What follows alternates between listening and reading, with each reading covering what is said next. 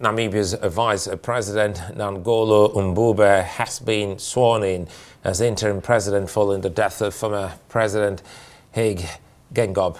Mbube, in his speech, urged all Namibians to remain united.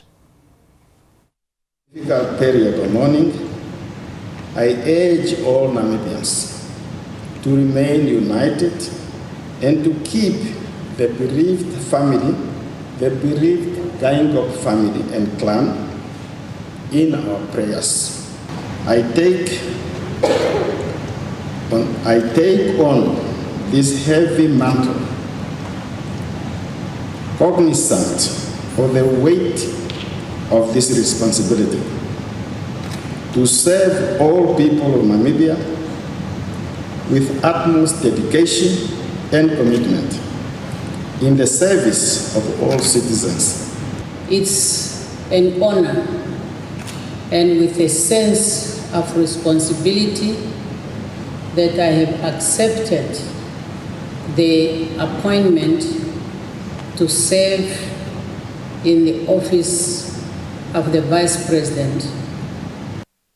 In the meantime, Namibia's interim president, Nangolo Mbube, has assured the country it won't run in the upcoming elections following the death of Geingob. The move allows Netumbo Nandi Ndaitwah, nominated by SWAPO over a year ago, to remain on the ballot, potentially becoming Namibia's first female president. Mbube's decision, a rare occurrence in African politics, highlights a commitment to democratic transition. Namibia, a mineral-rich nation, faces economic challenges and strives for green initiatives, recently pioneering Africa's first decarbonized iron plant and supplying the EU with green hydrogen. Geingob's legacy includes efforts to combat inequality and lead in the global green economy. For more on this, I'm joined live in the studio by Dr. Adoyi Matthew Omale. He's an international affairs expert. Good to see you, and thanks for your time. Quite a lot happening here. We saw Senegal a while ago. This just more like an aside, and we see that the internet is has been scrambled and quite a lot. But this is Namibia, and people are amazed at the ease of transition in this fine African country. Let us know what your reading is. Well, as you saw in the Senegal case, ECOWAS should stand up now and talk to Macky Sall to do the needful, because a situation where you amend constitution or you try to postpone elections that the dates are known is unacceptable, and it's better ECOWAS intervene now rather than intervening when the deed is done, when there's a military coup. ECOWAS should take a proactive stand now, and Macky Sall is one of them. Having said that, I must commend Namibia. I must commend Namibia for the seamless transition. Nobody expected the death of the 82-year-old Hage Geingob. I wish he will rest in peace. But the country needs to move ahead, and with the seamless transition, it's a lesson to other African countries. And with the commitment that the new president has said that he was not going to run in the elections that are coming, I wished Hague would have hung on and finished his second tenure of 5 years because he has been there. He was prime minister from 1990 in the 90s. Before he assumed the presidency in 2015. So it's a victory for Namibia for having a seamless transition from one government to another. What is left now is for the general elections coming up later in the year to also be very successful and peaceful. Namibia has been relatively stable since it got independence. In 1989, it has been relatively stable in Africa. We have not witnessed the type of conflict that we have witnessed in other parts of the continent.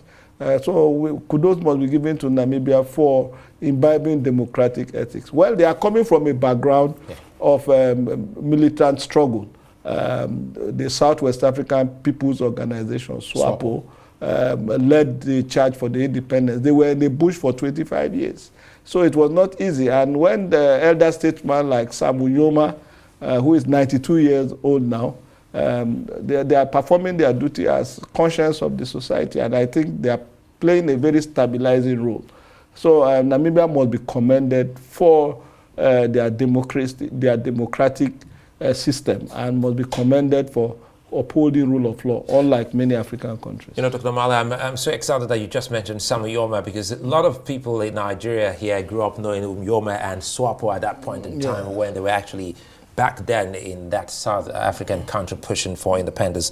Now let's talk about the future of Namibia now. Geingob has done us on, and he's no more. But now you spoke about the transition, which is very key here, understanding that Namibia has a lot of rich mineral resource. How well can this country, as it transits into another election year, can harness the good? Because it seems to be the problem resonating across the African continent, utilization of its God-given resource. Yes, Namibia is rich in diamond. Also, their tourism industry is good. They have several other mineral resources. But they have to be fair to them, they have tried more than many other African countries in terms of the development of their economy. They have one of the good GDP within the continent. The major issue, even the issue of corruption. The Hague government has fought corruption head on. And Namibia is one country, they are very low, according to the Transparency International, they are very low in the corruption perception index. So that shows that they are doing a lot of reforms within their governmental system. So there's a lot of accountability, unlike many other African countries. And that is why the stability in their democracy, that is what it has given them. It has given them a lot of accountability. But that is not to say, because there have been accusations on by a lot of people on the issue of diamond problems within the system there. So it's not foolproof. They have issues of corruption allegations, but most of these corruption allegations have not really been substantiated. But having said that, apart from that, the economy, their tourism sector is booming. They don't have the type of conflict that other African countries are experiencing. So tourists feel very comfortable going to Namibia. So their tourism sector is doing very, very well. Now, with the election coming up, some of the issues that will be there, they still face issues of unemployment, just like every other developing country. They still have issue of unemployment. They still have issue of poverty that is ravaging there. But I think those are the areas the new government that will be coming up need to really focus on to ensure that issues of poverty, employment generation, and so on are handled. And if you talk about unemployment, you know, there's also relatively high poverty, lagging human capital, and as well as poor access to basic services, which still resonate in so many other African countries.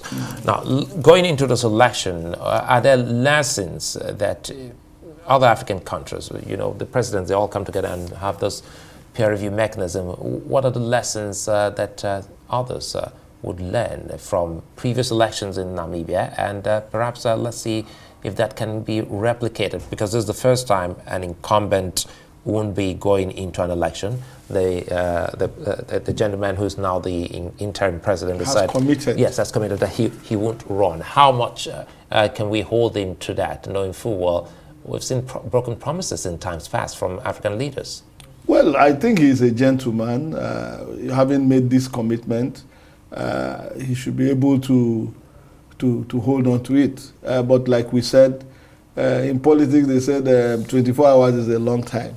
So I hope other interests will not come and persuade him to change his mind. I don't know what their constitution says, but if the constitution allow him to run, he might also have a change of mind. What he has said today, but from what I read, the SWAPO has already nominated a presidential candidate, and Since the party has nominated a presidential candidate, there is really no room to remove that presidential candidate now and put.